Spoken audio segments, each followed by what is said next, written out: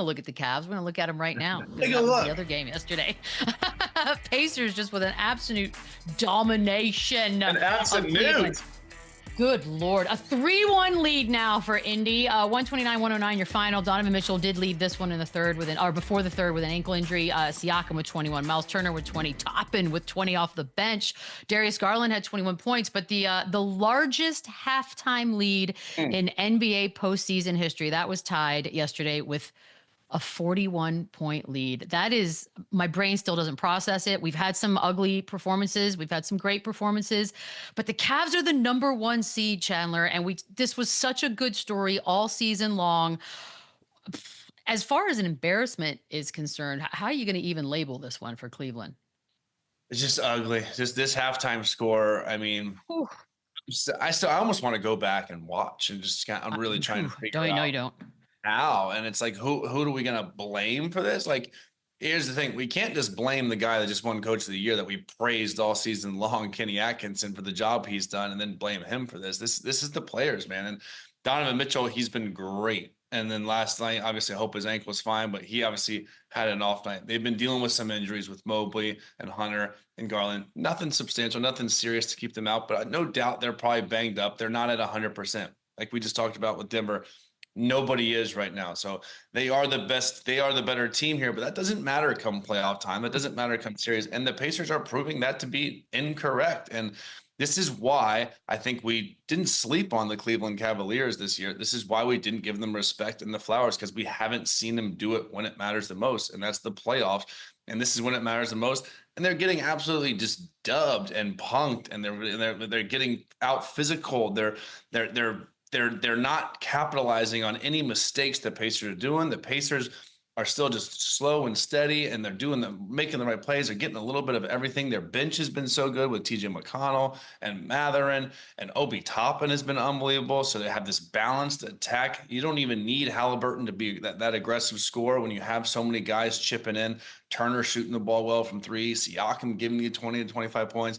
They're so balanced in the way they play, and they're confident. And Rick Carlisle had said it best. He said, look, we're up 3-1. We haven't done anything yet. So, like, this series, again, it's not over. It's in severe jeopardy, especially if Donovan Mitchell is out. But just super impressed with how the Pacers kind of flew under the radar, slow start, handled themselves all year long. They're fully healthy, and they are balling right now. And they are proving that this is a bad matchup for the Cavs. And they've been the better team by far. It hasn't even been close.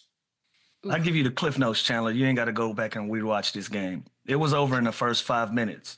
Listen, the start of the game, they turned the ball over on the opening tip-off. Like, that's almost impossible to do. This is a drawn-up play that you go over. You probably go over it and shoot around. You go Uh-oh. Did we lose Luke? over it pregame. Then you start the game and you turn up. Did you lose me? I did for a second. Part of the game was so bad, your internet went out. Yeah, internet was like, don't talk about it. It's storming in Georgia, so it's a little unpredictable right now. But listen, they turn the ball over the first play of the game. Then you go out, you shoot a quick shot the next possession. You shoot a long three the next possession. And Donovan Mitchell hadn't even touched the basketball yet. Like, when you start a game like this and Indiana capitalizes on everything, that turnover I'm telling you about to start the game, Haliburton, he got a wide open dunk from that game. Like, those are back-breaking plays. I know it's 47 and a half minutes left of basketball, but if that's the tone that you set, that's the type of basketball game you're going to play. I thought this game was over in the first 5 minutes with just them not being disciplined, having a lack of a game plan. Like, they tried to shoot themselves back into this basketball game when Indiana was attacking. They were being aggressive. These guys were stepping in, trying to take charges. They just had a completely different mentality than Cleveland had. And granted, Garland isn't himself. He's not looking himself, like he's not attacking. He's kind of out there, looks like he's trying to be a decoy, trying to give them everything that he can, but it's not going to work. He has to be his aggressive self if he's going to be out there on the floor. And Donovan Mitchell is going to need some help. He's going to need somebody to be able to carry that load. And if he's not even healthy, who knows what's going to happen for Cleveland moving forward from here. The one thing that you can count on is being healthy. This is not a healthy basketball team. It can't happen at a worse time, and Indiana's capitalizing on all of it. And this is what they went through last year. If you remember, when they were healthy, they were good. They were one of the best teams in the NBA. That's why I was so sick when JB got fired, because I'm like, guys, they were one of the better teams when they're fully healthy and when they're starting lineup playing. This is now them hurt and they're down 3-1 in a series all of a sudden. So like this is how quickly it can happen. This is how quickly it can turn. Not taking anything away about the Cavs season. It was unbelievable what they did. You get judged off the playoffs. You get judged off the postseason, surviving and advancing. And right now, you think anybody in Cleveland cares about that they almost tied the record for the most wins in Cleveland? Like, no, they think right now we're down to a team that we're better than. And that's honestly the truth. And the Pacers are just outplaying them. They're playing harder. They're playing better. They're playing more together. They're obviously healthier. And so the whole regular season thing, coach of the year, 3 All-Stars, like it doesn't matter right now when you are down 3-1 against a 4 seed. It doesn't. And that's basically what's the story at hand right now. And unfortunately for them, the news could possibly get worse. It looks like Donovan Mitchell will get an MRI at some point today on the ankle. Lou, we've seen crazy things happen. People rally. They sort of get united around a guy losing a star. If Donovan Mitchell is out, is this thing done? Donovan Mitchell's in. This thing's done. He's been in, and it's 3-1. It's 3-1 with him in. But is there any shot? Any shot? Why would it make any difference? Won. Why would it make any difference last 3 games? He's been in the whole series. Because you're doing it for Donovan, man. Something like that. Hey, listen, I've been on the wrong side of a 3-1. Nothing is over until it's over. All right. I still get cold sweats and heartbreak from that. So no, this thing isn't over. But if Donovan, I don't know why I want to call him Donovan McNabb so bad. But you do. It's interesting. It's like the 3rd time I've done that. But if I love that. Is not in this series, no, it's a wrap. They can go and pack it up. Great regular season.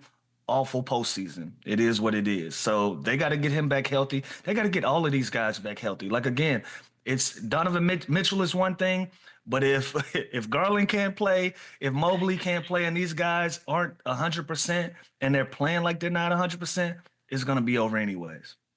Yeah. And again, it's with these guys out, like Ty Jerome, he's been great all season long. He's really struggled this series with more opportunity, with more load. Sam Merrill, he struggled. So these guys that are kind of playing in their role during the season, who really, thrived, they're not doing that now with more opportunity and role in the playoffs. So this team fully healthy during the regular season, really, really good. This team banged up in the playoffs against the Indiana Pacers, really, really bad. So this is crazy. And again, it's not that we dismissed the Pacers. It was the slow start, but we all acknowledge that they got hot as things were getting interesting, and they've managed to somehow stay that way. And so now we're looking at a potential situation where they would play Knicks or Boston to get to the finals. I don't know, Chandler. Are the Pacers possibly going to be in the finals? Yeah, I mean, like anything's possible now, especially if the Knicks. Obviously, if I'm them and we're thinking, really far ahead here, I'd obviously rather the Knicks and the Celtics, and that series is nowhere close to being finished either. But this team is dangerous, and when you have the depth, you have experience, you have a true point guard that can control the whole pace and speed of a game. They just put you in so many early actions and pick and roll and transition threes. They have athletes. They have a pick and pop 5 and Miles Turner that's been doing everything. They have a guy Siakam you can slow it down to, kind of like a Jimmy Butler for them, where you can get a mismatch, throw the ball in the post, create double teams, and then have guys like Nesmith and Nembhard and Haliburton, all these guys that knock down shots at a high clip. They are super, super dangerous. And again, small market team, didn't have a lot of national TV games. That's fine. They're doing it now on the biggest stage when it matters. They're obviously well coached with Rick Carlisle, who's been there before. He's a proven championship coach. And they're scary. They're a very, very scary team. When you're that good offensively and you have guys like TJ McConnell and these tough guys coming off the bench that make an impact, you are a tough out for anybody. And it's going to be fun. I think they're going to get past the Cavs, which means they're going to be in the Eastern Conference Finals, which is absolutely ridiculous and such a great story and a great season for them. So I'm happy for them. And I think, depending on their matchup there, I think they can go even further. Crazy times. Can we look at the Obi Toppin moment? It's a little homage, if you will, to the great doctor. I'm going to show it up there. There it is. On the same day as well. How crazy is that? I know, 45 years later. Bam. How nuts is that? The same exact day. How does that happen? Don't tell me there's not a such thing as the basketball gods. Look at this. Oh, I mean, the spirit was in him. Oh, that's insane. Come on, guys. That's crazy. This won't even be on his his highlight tape when he retires either, which is crazy. Chandler, I'm gonna stop you. I'm gonna stop you. Oh, man. He's had so many crazy dunks. Like, he's had so many crazy dunks. This won't even be like one of his top plays. The coincidence and the story of the same day. It'll be on there now, and every time we see it, it'll be a split screen of Dr. J as well. It'll be on. I mean, look at that. That's an incredible split screen. No, it's amazing. And on the same day, 45 years later, like you can't draw that up in a better scenario. That's amazing to see. Dope. He was possessed for a split second, and it turned out perfectly. It was a kind of awesome. We had some spice in this one. You do like to see that. Benedict Mathurin ejected. Flagrant foul 2. There's the extension of the closed fist into the sternum of DeAndre Hunter. That's exactly how it's described. He was given a T. Hunter was for shoving Mathurin in response. Miles Turner also got teched for pushing Hunter. But it was Mathurin that got ejected. Chandler, deserved or no? Yeah, deserved. You can't throw a punch no matter how soft, how strong. You can't punch. Look at DeAndre Hunter. I love that. These guys have been getting into it for a couple games before. This has kind of been ongoing throughout this series. And yeah, you can't ever close your fist and swing on someone. I thought initially he hit him where the sun doesn't shine, which would have been, I think, worse. But who's not going to react like that? So I love the fact, I think the refs got this right. You eject the guy that started it. You eject the guy that threw the punch. DeAndre Hunter, of course, is going to react and push him. He didn't punch him. He didn't do anything too physical. It just literally pushed him, said his piece, and it was over with. So I think the refs actually got this right. And again, this has been going on for a couple of games now. They've been chirping, so it just kind of boiled over. And there's frustrations, I'm sure. And DeAndre's hurt. And he's hurt on the play that Mathurin hurt him. So there's some history here. But I think they got it right. And luckily, Indiana played the way that they did, right? Because Mathurin has to lock back in, and he has to remember he got to hoop too. Like this is every game that he's been involved in some type of scrum, and 90% of them he's been initiating it. And I understand guys are a part of the playoffs, and this is your opportunity to make a splash, and you see other guys doing it, and you know that the world is watching. You got to lock back in and start hooping again too, bro. Like, this is cool, and it's cool to be disruptive. It's cool to try to get under guys' skin, but you still got to hoop. You know, getting kicked out of this game so early, this could have backfired. This could have went the wrong way. And now you're looking at a 2-2 series based on an action that you made opposed to being up 3-1. So now that you've had that opportunity to kind of get that out of your system, game 5, you got to lock in and play basketball and stop worrying about all of the other stuff.